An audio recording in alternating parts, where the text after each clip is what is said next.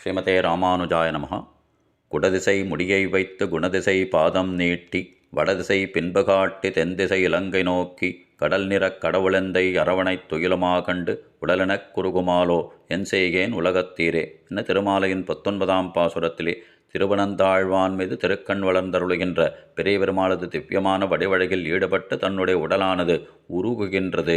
ஆனால் சம்சாரிகள் இந்த நிலையை அடையாமல் அவருடைய திவ்யமான வடிவழகை சேவித்த பின்பு எப்படி அவரை விட்டு அகன்று விடுகின்றார்கள் என்ன ஆச்சரியப்பட்டு இந்த பாசுரத்தை அருளிச் செய்கின்றார். பெரிய பெருமாள் இப்படி திருவனந்தாழ்வான் மீது திருக்கண் வளர்ந்தருளுகின்ற அழகானது 4 திக்குகளிலே இருப்பவர்களுக்கும் சத்தை விளைவிக்கும்படியாக இருக்கின்றது என்பதை முன்னடிகளாலே குடதிசை முடியை வைத்து குணதிசை பாதம் நீட்டி வடதிசை பின்பு காட்டி தென் திசை இலங்கை நோக்கி என்ன அருளிச் செய்கின்றார் ஆழ்வார். அதாவது குடதிசை என்ன மேற்கு திக்கு, அந்த மேற்கு திக்கிலே இருக்கின்ற ஸ்ரீவைகுண்டத்தில் இருப்பவர்கள் சத்தை பெறும்படியாக அந்த மேற்கு திக்கிலே குடதிசை முடியை வைத்து என்றபடிக்கு தன்னுடைய திருமுடியை வைத்தருளுகின்றார் பெரிய பெருமாள். அடுத்து கிழக்கு திக்கிலே இருக்கின்ற லோகத்தில் உள்ள அனைவரும் தன்னை வந்து பற்றும்படியாக தன்னுடைய திருவடியை குணதிசை பாதம் நீட்டி என்றபடிக்கு கிழக்கு திக்கு நோக்கி திருவடியை வைத்திருக்கின்றார். அடுத்து வடதிசை பின்பு காட்டி இன்னும் ஆழ்வார்களுடைய அருளிச் செயல்களுக்கு முக்கியத்துவம் தராமல்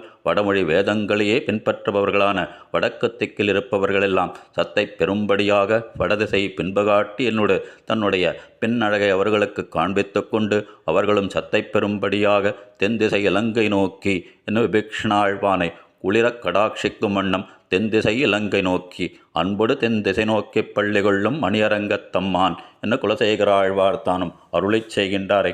அப்படி 4 திக்குகளில் உள்ள அனைவரும் சத்தை பெறும்படியாகவன்னோ இப்படிப்பட்ட பெரிய பெருமாளது திவ்யமான அந்த சைன திருக்கோலமானது அமைந்துள்ளது. கடல் நிறக் கடவுளெந்தை அரவணைத் துயிலுமா கண்டு என்றபடிக்கு இந்த கடல் நிறக் கடவுள் என்றபடிக்கு பகவானுடைய திருமேனி வடிவழகை அப்படி வர்ணித்து கடல் நிறக் கடவுளெந்தை அப்படி எனக்கு சுவாமியாக இருக்கின்ற பெரிய பெருமாள் அரவணைத் துயிலுமா கண்டு என்றபடிக்கு திருவனந்தாழ்வான் மீது திருக்கண் வளர்ந்தருளுகின்ற அழகானது காண்தோறும் கண் சுழலும் நெஞ்சடியும் என்றபடிக்கன்னோ இருக்கின்றது. மாயோனை மனத்தோனே பற்றி நின்று என் வாயார எண்ணுகளோ வாழ்த்து நாளே என்றபடிக்கு குலசேகர ஆழ்வார் தானும் பெருமாள் திருமொழியிலே அருளிச் செய்கின்றாரே. அந்த பெரிய பெருமாளை தரிசிக்க வேண்டும் என்னால் அவருடைய கர்ப்ப கிரகத்திற்கு அருகிலுள்ள திருமணத்தூண்கள், அந்த திருமணத்தூண்களை அப்படி நன்றாக பற்றி கொண்டே அவரை சேவிக்கும்படியாக இருக்கின்றதாம். இல்லை என்றால் காலாழும் நெஞ்சழியும் கண் சுழலும் என்றபடிக்கு அது நம்மை மயங்க பண்ணும் என்றபடியாக வண்ணோ குலசேகர ஆழ்வாரும் அருளிச் செய்கின்றார். இங்கே